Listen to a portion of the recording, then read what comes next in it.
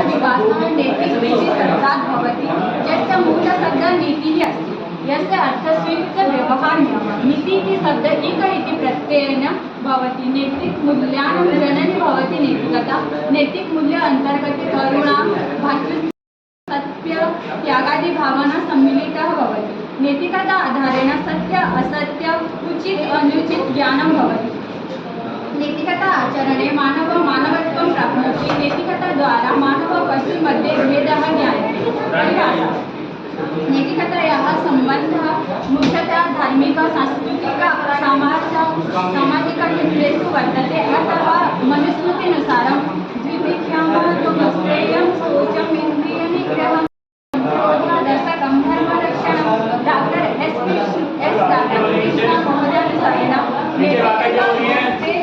बौद्धिक सामाजिक आध्यात्मिक प्रगतिः विकासस्य आधारः भवति यत्र सद्गुणानां समन्वयः भवति प्रोफेसर डेविड महोदयानुसारं नैतिकता सा आन्तरिककर्तव्यभावना अस्ति यस्मिन् उचित अनुचितयोः विवरणं भवति नैतिकशिक्षा